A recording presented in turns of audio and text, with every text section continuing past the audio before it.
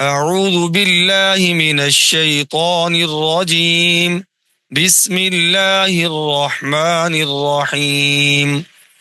وقالوا اتخذ الله ولدا سبحانه بل له ما في السماوات والأرض كل له قانتون بديع السماوات والأرض وإذا قضى أمرا فإنما يقول له كن فيكون. وقال الذين لا يعلمون لولا يكلمنا الله أو تأتينا آية كذلك قال الذين من قبلهم مثل قولهم تشابهت قلوبهم قد بينا الآيات لقوم يوقنون. إنا أرسلناك بالحق بشيرا ونذيرا ولا تسأل عن أصحاب الجحيم. صدق اللہ العظیم. وقالوا اتخذ اللہ ولدا، اور یہ لوگ کہتے ہیں کہ اللہ نے کوئی بیٹا بنایا ہے، سبحانہ، حالانکہ اس کی ذات اس قسم کی چیزوں سے پاک ہے، بل لہ ما فی السماوات والارض، بلکہ آسمانوں اور زمینوں میں جو کچھ ہے اسی کا ہے، کل لہ قانتون، سب اسی کے تابع دار ہیں، بدیع السماوات والارض، نیا پیدا کرنے والا ہے آسمان اور زمین کا، وَإِذَا قَضَى أَمْرًا، اور جب حکم کرتا ہے کسی کام کا، فَإِنَّمَا يَقُولُ لَهُ كُن فَيَكُونُ، تو یہی فرماتا ہے اس کو کہ ہو جا، پس وہ ہو جاتا ہے۔ وَقَالَ الَّذِينَ، اور کہا ان لوگوں نے، لا يعلمون، جو نہیں جانتے، لولا یکلمون اللہ، کیوں نہیں کلام کرتا اللہ تعالی ہمارے ساتھ، او تأتینا آیا، یا کیوں نہیں آتی ہمارے پاس کوئی نشانی، کذالک قال، اسی طرح کہا، الذین من قبلہم، ان لوگوں نے جو ان سے پہلے تھے، مثل قولہم، ان کی بات کی طرح، تشابہت قلوبہم، ان کے دل ایک دوسرے کے مشابہ ہیں، قد بینا الآیات، تحقیق ہم نے بیان کر دی نشانیاں، لقوم یوقنون، اس قوم کے لیے جو یقین رکھتی ہے، انا ارسلناک بالحق، بے شک بھیجا ہم نے آپ کو حق کے ساتھ، بشیرا و نذیرا، خوشخبری دینے والا اور ڈرانے والا، ولا تسألوا، اور آپ سے سوال نہیں کیا جائے گا، عن اصحاب الجحیم، بھڑکتی ہوئی آگ میں داخل ہونے والوں کے بارے میں۔ معزز سامعین، یہود و نصارہ اور مشرکین کی طرف سے بے جا اعتراضات اور ان کے رد کا سلسلہ جاری ہے۔ ہم نے جو ابھی آیت تلاوت کی، وقالوا اتخذ اللہ ولدا، اس آیت میں اللہ تبارک و تعالی نے یہود، نصارہ اور مشرکین مکہ کے غلط عقائد کا رد فرمایا ہے۔ اللہ تبارک و تعالی ہم سب کے خالق ہیں، مالک ہیں، رب العالمین ہیں، لم یلد ولم یولد ہیں، نہ اللہ پیدا ہوئے ہیں کسی سے اور نہ کوئی اللہ تعالی سے پیدا ہوا ہے۔ لیکن یہود، نصارہ اور مشرکین نے اللہ جل شانہ کی طرف اولاد کی نسبت بھی کر دی۔ وقالت الیہود عزیر ابن اللہ، اللہ تعالیٰ قرآن مجید 10ویں پارے میں فرماتے ہیں کہ یہود کہتے ہیں کہ عزیر، حضرت عزیر اللہ کے بیٹے ہیں، نعوذ باللہ۔ وقالت النصارى المسیح ابن اللہ، اور عیسائی کہتے ہیں کہ حضرت عیسیٰ علیہ السلام اللہ کے بیٹے ہیں، اور مشرکین مکہ جو تھے وہ فرشتوں کے بارے میں کہتے تھے کہ یہ اللہ کی بیٹیاں ہیں، نعوذ باللہ من ذالک۔ تو اللہ تعالی نے ان تینوں باطل مذاہب کے باطل عقائد کا رد فرمایا کہ اللہ تعالی اولاد اپنی مخلوق کو تو دیتے ہیں، لیکن اللہ تبارک و تعالیٰ کی شان اقدس کے یہ خلاف ہے کہ کوئی اللہ کی اولاد ہو۔ وقالوا اتخذ اللہ ولدا، اسی بات کو اللہ فرماتے ہیں کہ یہ کہتے ہیں کہ اللہ تعالیٰ نے بیٹا بنا لیا ہے، اپنا اولاد بنا لی ہے اپنی، اللہ کی طرف منسوب کرتے ہیں۔ یہ جو مشرکین ہوتے ہیں، اہل بدعت ہوتے ہیں، یہ اپنے برے کاموں کی نسبت اللہ جل شانہ کی طرف کرتے ہیں، رسول اللہ صلی اللہ علیہ وسلم کی طرف کرتے ہیں۔ نبی کریم صلی اللہ علیہ وسلم کے زمانے کے مشرکین بھی کہتے تھے اللہ کے کہنے سے سب کچھ کر رہے ہیں، اور ہمارے زمانے میں موجود اہل بدعت اپنی ساری بدعات نبی کریم صلی اللہ علیہ وسلم اور صحابہ کرام کے کھاتے میں ڈالتے ہیں۔ اذان سے پہلے صلاۃ و سلام ہو، جنازے کے بعد دعا ہو، فوتگی کے موقع پر کل خانیاں ہوں، اور یا پھر شادی کے موقع پر جہیز ہو، تو یہ لوگ ساری چیزیں رسول اللہ صلی اللہ علیہ وسلم کے کھاتے میں ڈال دیتے ہیں کہ ان سے ثابت ہے، فلاں حدیث میں ہے، فلاں حدیث میں ہے، اپنی طرف سے احادیث بناتے رہتے ہیں اور رسول اللہ صلی اللہ علیہ وسلم کی طرف منسوب کرتے رہتے ہیں۔ تو یہ پرانا وتیرہ چلا آ رہا ہے۔ تو اللہ تعالیٰ نے نفی فرمائی سبحانہ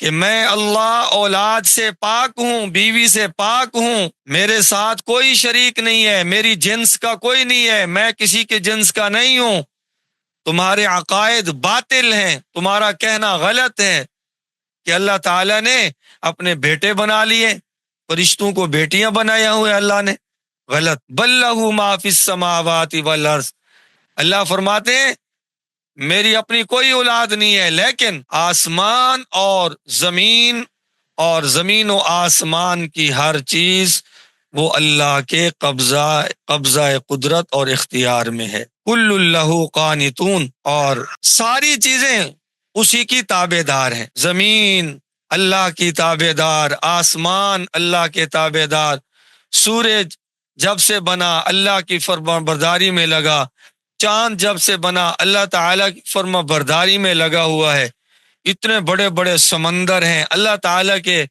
حکم کے مطابق چل رہے ہیں، اتنے بڑے بڑے پہاڑ ہیں، سب اللہ تعالیٰ کے حکم سے کاموں میں لگے ہوئے ہیں۔ بس ہم انسان ہیں جو اپنے پیارے اللہ کو بھی معاف نہیں کرتے، اللہ کی طرف بھی ایسی نسبت کر دیتے ہیں۔ وَإِذَا قَضَى كُلُّ لَهُ قَانِتُونَ، ہر چیز اللہ تعالیٰ کے تابع فرمان ہے۔ بدیع السماوات، اللہ تعالیٰ نے اپنی طاقت اور قدرت کا بیان فرمایا کہ ان چیزوں کی نسبت اللہ کی طرف کرو، تم نے یہ کیا کہ اولاد، فرشتے اللہ کی بیٹیاں ہیں، فلاں اللہ کا بیٹا ہے، عیسیٰ علیہ السلام اللہ کے بیٹے ہیں، کیا غلط چیزیں اللہ کی طرف منسوب کر دیں۔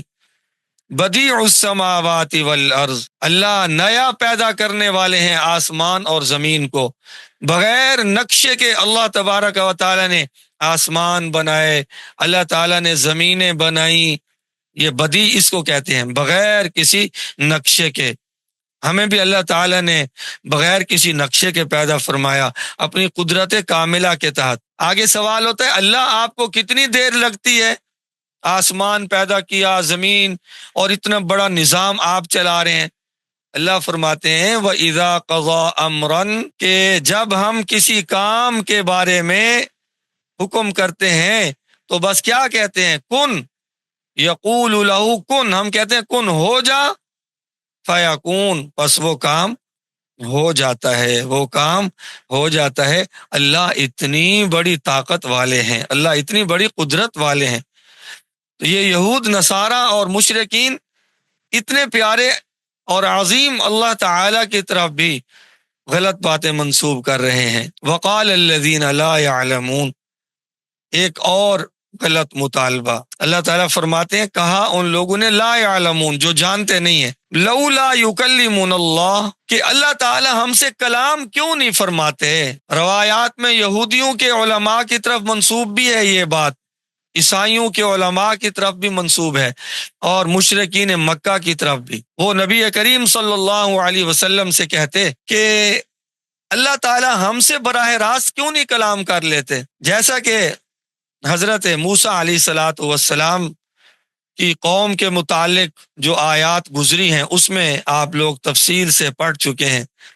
انہوں نے بھی کہا تھا کہ ہمیں اللہ تعالیٰ خود کہیں کہ موسیٰ ہمارے نبی ہیں، تو یہودی عیسائی مشرکین کہنے لگے لولا یکلمنا اللہ، اللہ ہم سے کلام کیوں نہیں کرتے، وہ اللہ ہمیں خود کہہ دیں کہ یہ ہمارے نبی ہیں، آپ ان کو مانیں تو ہم مان لیں گے۔ یہ جو فرمائشی مومن بنتے ہیں نا وہ کامل مومن نہیں ہوتے۔ 15ویں پارے میں مزید تفصیل بھی ہے، اس میں اور فرمائشیں ہیں بہت ساری۔ کہنے لگے کہ آپ کے پاس اے نبی چشمے ہوں، ایک ایسی سیڑھی ہو جو یہاں سے ہم چڑھیں اور اللہ کی طرف پہنچ جائیں، آپ کے پاس باغات ہوں، طرح طرح کے۔ انہوں نے آپ صلی اللہ علیہ وسلم سے خواہشات کا اظہار کیا۔ او تأتینا آیا، یا کوئی نشانی ہمارے پاس کیوں نہیں آتی؟ حالانکہ اللہ تبارک و تعالیٰ نے کتنی نشانیاں انہیں دکھلائیں۔ خود یہ اللہ کے جو نبی ہیں یہ خود نشانی ہے۔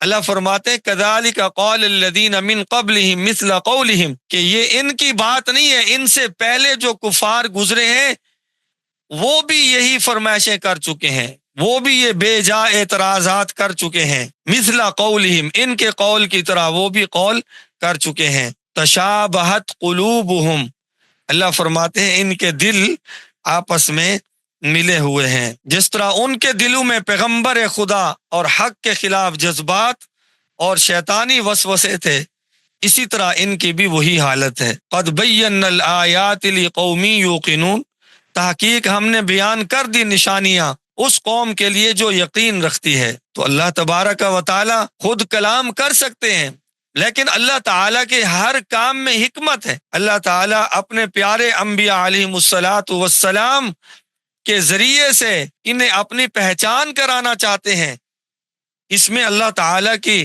اپنی حکمتیں ہیں۔ لیکن یہ لوگ براہ راست نہ نبی علیہ الصلاۃ والسلام کی ذات کو چھوڑتے ہیں اور نہ پیغمبر اور نہ اللہ تبارک و تعالیٰ کی ذات کو چھوڑتے ہیں۔ پیغمبر پر بھی اعتراضات اور خالق کی کائنات پر بھی اعتراضات کرتے ہیں۔